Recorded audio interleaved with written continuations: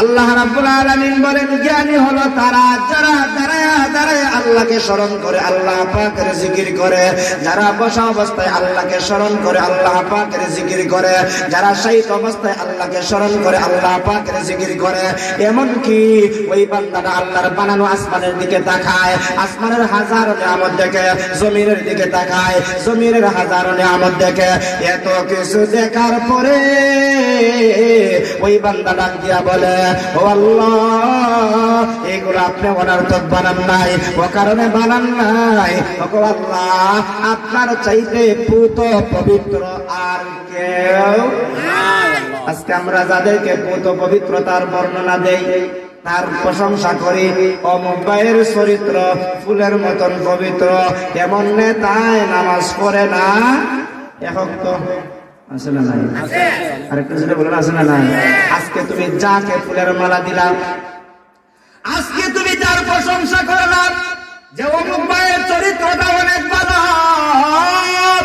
কিন্তু ওই ব্যক্তিটার চরিত্রের মধ্যে কত ত্রুটি আছে, কত ত্রুটি আছে, কত ত্রুটি আছে। নামাজ পড়ে না, আল্লাহর বিধান মানে না, তার পবিত্রতার কথা তুমি বর্ণনা করলা, তার প্রশংসা করলা। আর আমার আল্লাহ সুবহানা, আল্লাহ পুত পবিত্র, আল্লাহর চাইতে পবিত্র আর কেউ নাই। ওই পবিত্র সত্তার বান্দা হয়ে আমরা খুশি না বেজার? আরেকটু জোরে বলেন। ও মুসলমান, ওই বান্দাটা এবার ডাক দিয়া বলে, ও আল্লাহ, আপনার পুত পবিত্রতার কথা বর্ণনা করার পর আমি আল্লাহ তাআলা আপনার কাছে চাই, আল্লাহ আপনার কাছে আমি চাই, ও আল্লাহ, আপনি আমাদেরকে জাহান্নাম থেকে মুক্তি দিন, জাহান্নাম থেকে মুক্তি দিন। বলুন তো দেখি, আজকে আমরা যারা মাহফিলের মধ্যে এসেছি, আমরা জাহান্নাম থেকে মুক্তি চাই কি চাই না? আরে জোরে বলুন, চাই কি চাই না? যদি জাহান্নাম থেকে মুক্তি চাই, তাহলে আমাকে আপনাকে হায়াতের জিন্দেগিতে দুইটা কাজ করতে হবে। কয়টা? আরেকটু জোরে বলেন, কয়টা? আমার তেলাওয়াত কিন্তু আয়াতের মধ্যে আল্লাহ তাআলা বলেন, ইন্নাল্লাযীনা আমানু, এক নম্বরে যারা ঈমানওয়ালা হবে, দুই নম্বরে আল্লাহ তাআলা বলেন ওয়া আমিলুস সালিহাত, যারা নেক আমলকারী হবে।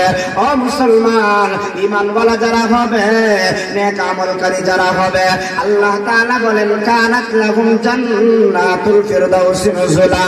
ওই বান্দারা যদি গরিব হয়, ওই বান্দারা যদি খেতে খামারের লোক হয়, চুপলি ঘরের মালিক হয়, বাড়ি না থাকে, ঘর না থাকে, কোনো কিছুই না থাকে, কিন্তু ঈমানওয়ালা আছে, নেক আমলকারী আছে, আমি আল্লাহ ঘোষণা করলাম ওই বান্দা আর বান্দিকে আমি আল্লাহ জান্নাতুল ফিরদাউসের মেহমান বানায় দিব। আল্লাহু আকবার।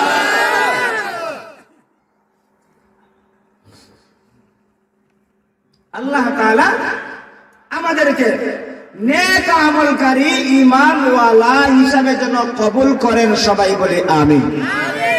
এরপরে আল্লাহ তাআলা যেন দুইটার বিনিময়ে আমাদেরকে জান্নাতুল ফিরদাউসের মেহমান হিসাবে কবুল করেন, সবাই বলি আমিন। তো প্রথম নম্বরে আমাদেরকে কি হতে হবে? ঈমানওয়ালা হতে হবে। কি হতে হবে? ঈমানওয়ালা হতে হবে। ঈমান কি কাজ করে? যে গাছ লাড়া দিলাম আর ফরিকে দিকে বড়ের মতন আর টুকাইয়া পকেটে রইলাম আর কিছু খাইলাম না, না। ঈমানওয়ালা হওয়া লাগবে। ঈমান হলো তিনটা জিনিসের সমন্বয়ের নাম। আমরা তো সবাই পারি লা ইলাহা ইল্লাল্লাহ মুহাম্মাদুর রাসূলুল্লাহ, এই কালিমাটা আমরা পারি না? পারি না। এটা খালি আমরা পারি তা না, ছোট ছোট হিন্দু বলেন, বড় বড় হিন্দু বলেন, যারা আছে তাদেরকেও জিজ্ঞাসা করলে তারাও বলতে।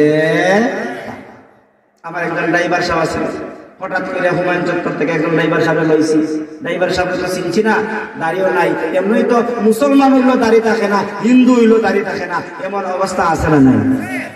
হঠাৎ করে আমার গাড়ি, যে গাড়ি সবসময় নেই, নষ্ট হয়ে গেছে, একজন ড্রাইভার সাহেব পাইলাম, এবার আমার দিকে মোটামুটি কাছে আইছে। আমি কইলাম ভাই, আমি যাইতাম হইব বিয়ানীবাজার মাহফিলে, আমার সাথে চলেন। ঠিক আছে, ফুরাইলাম না কিছু না, এমনি রেডি হয়ে গেছে। মনে করেন আসরের টাইম হয়ে গেছে।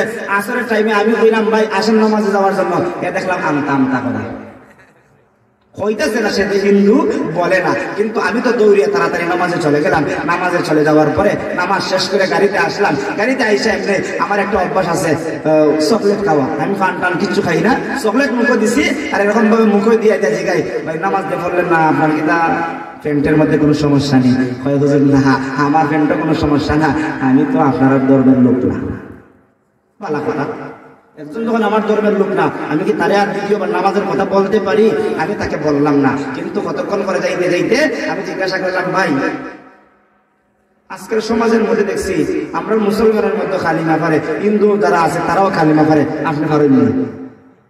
গাড়ির মধ্যে বসে আমি গল্প গুজব করতেছি, আমিও পারি। তখন দেখা যায় কইতাছে লা ইলাহা ইল্লাল্লাহ মুহাম্মাদুর রাসূলুল্লাহ আশহাদু আল্লা ইলাহা ইল্লাল্লাহ ওয়াহদাহু লা শারীকা লা ওয়া আশহাদু আন্না মুহাম্মাদান আবদুহু ওয়া রাসূলুহু। আমি যেরকম ভাবে সহি করে বলছি এরকম ভাবে সহি বলতে পারে না, কিন্তু মোটামুটি এরকম ভাবে বলেছে। ও মুসলমান, এবার আপনারা জবাব দিবেন, এও তো কালেমা মুখ দ্বারা বলেছে, মুখ দ্বারা বললেই কিন্তু ঈমানদার হওয়া যায়? আরেকটু জোরে বলেন। ইমানের 3টা স্তর আছে, কালেমার 3টা স্তর আছে। ও মুসলমান, ওই যুবকটা যদি মুখ দ্বারা বলার পরে অন্তর দিয়ে বিশ্বাস করে নিত আমি 33 কোটি দেবতার কথা মানি না, এক আল্লাহর কথা মানি, আমার আল্লাহ খাওয়ায়, আল্লাহ পালে, আল্লাহ আমাকে সুস্থতা দান করে, আল্লাহ আমাকে সব কিছু করে, আল্লাহ বাঁচানেওয়ালা, আল্লাহ মারনেওয়ালা, আল্লাহ বিপদ থেকে বাঁচানেওয়ালা, সব কিছুর ক্ষমতার মালিক একমাত্র কে? ও মুসলমান, আল্লাহ তাআলা বলেন ইন্নাকা আলা কুল্লি শাইইন কাদির।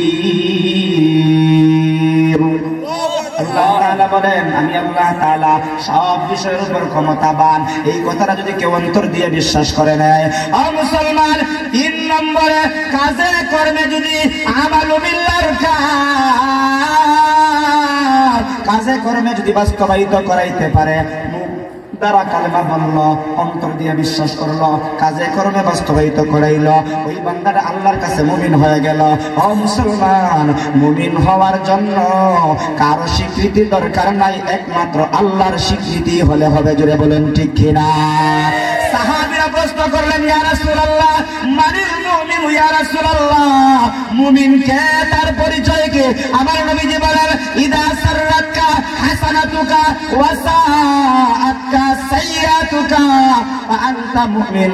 ওরে আমার সাহাবীরা, মুমিন তো হলো তারা যার অন্তরটা ভালো কাজের দিকে ধাবিত হয়, ভালো কাজের দিকে যার মনটা অগ্রসর হয়। আযান পড়ছে, আযান শোনার পরে যার মনটা মসজিদের দিকে ধাবিত হয়, গান বাজনা চলতেছে, গান বাজনারা যার কাছে ঘৃণিত হয়, গান বাজনারা যে প্রত্যাখ্যান করলো, ঘৃণা করলো, মসজিদের দিকে যার মনটা ধাবিত হলো, আমার নবীজি বলেন আনতা মুমিন, সে মুমিন হয়ে গেল। এমন মুমিন যদি আমি নিজেকে নিজে যাচাই করতে চাই, নিজের ঈমানটা নিজে যাচাই করা যাবে কি যাবে না? ওই এলাকার মধ্যে গান বাজনা হইতেছে, ওইদিকে মসজিদের মিনারের আযান আছে, আপনি 2টার মধ্যখানে আছেন। আপনার মনটা যদি ভালো কাজের দিকে ধাবিত হয়, দুনিয়ার কোনো মানুষ স্বীকৃতি দিতে হবে না, আল্লাহর ভাষায়, নবীর ভাষায় আপনি মুমিন হতে পারবেন। আর আপনার মনটা যদি গানের দিকে যায়, আর আপনি গানের মধ্যে গিয়ে এখন না ঠিক আছে, ওই তো হুরুসের মধ্যে গানটা খুব ভালোই লাগে, হয়নি না? হয় না? হ্যাঁ, শুধু এটা না, হিন্দু ধর্মের উপরে সম্মান রেখে বলি, হিন্দুদের পূজা হয় কি হয় না? মুসলমানের সন্তান হিন্দুদের পূজায় যায় না? যায় না? যায় না। শুধু গিয়া ওই জায়গার মধ্যে বসে বৈশাখ হয়, হাই রে যে সুন্দর একটা মূর্তি বানাইছে, হয়নি? ওরে তাদের গানটা খুব ভালো লাগছে, এটা যদি অন্তর দিয়ে চলে আসে, আমার নবীজি বলেন তার ঈমানটাও চলে গেছে। এই জন্য এমন হাজারো মুসলমান আছে না, যে মুসলমান বাবা মুসলমান, দাদা মুসলমান, পুরুষ সব মুসলমান, কিন্তু ওই জায়গার মধ্যে গিয়া হাসি ঠাট্টা করে, তাদের অনুষ্ঠানটাকে ভালো মন দিয়ে বিশ্বাস করে। এমন লোক যদি মারা যায়, মারা যাইতে পারে, জানাজা হতে পারে, তার কবরস্থ হতে পারে, কবরে যাওয়ার পরে মসজিদের ইমাম সাহেবকে নিয়ে কবরের পাশে দোয়া করাইতে পারে, সব কিছু করাইতে পারে, মাগার ঈমান না থাকার কারণে কবরের আযাব থেকে বাঁচতে পারবে না, জান্নাতে যেতে পারবে না, জান্নাতে যেতে পারবে না। জোরে বলেন ঠিক কিনা?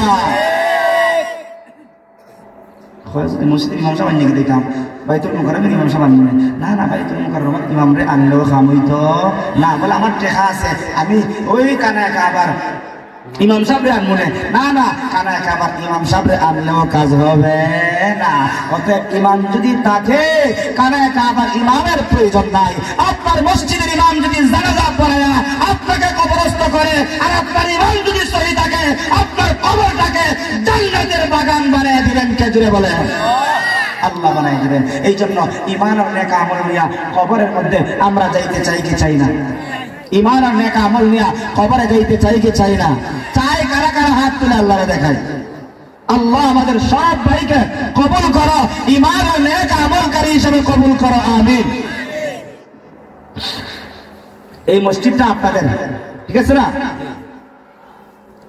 আসেন আসেন আসেন। মসজিদটা যদিও মসজিদটা আল্লাহর ঘর, কিন্তু মহল্লা হিসাবে মসজিদটা আপনাদের, ঠিক কিনা? মসজিদকে মহব্বত করা দরকার আছে না নাই? আস্তে দিকে বই জোরে বলেন, মসজিদকে মহব্বত করা দরকার আছে না নাই? আরেকটু জোরে আওয়াজ দিয়া বলেন, দরকার আছে না নাই?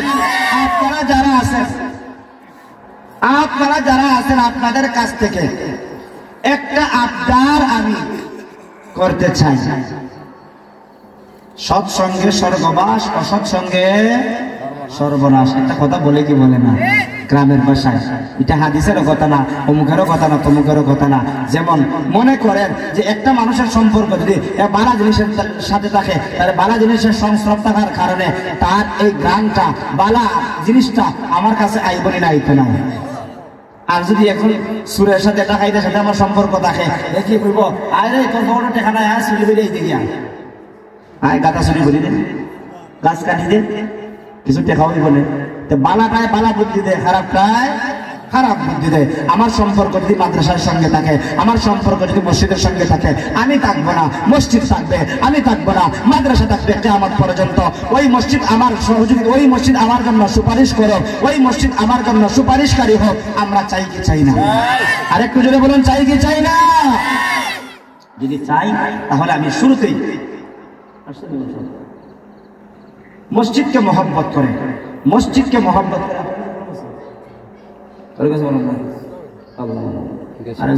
তাড়াতাড়ি শেষ করতে হবে, চলতো রে আর একটু সময়, 5 মিনিট বইবেন ইনশাল্লাহ। তো আল্লাহ তাআলা আমাদেরকে ঈমানওয়ালা হিসাবে যেন কবুল করেন, সবাই বলে আমিন। ঈমানের বিনিময় জীবন বিলীন করতে পারি, ঈমানের বিনিময় দুনিয়ার সবকিছু চাইতে পারি, মাগার ঈমান সারা যাবে।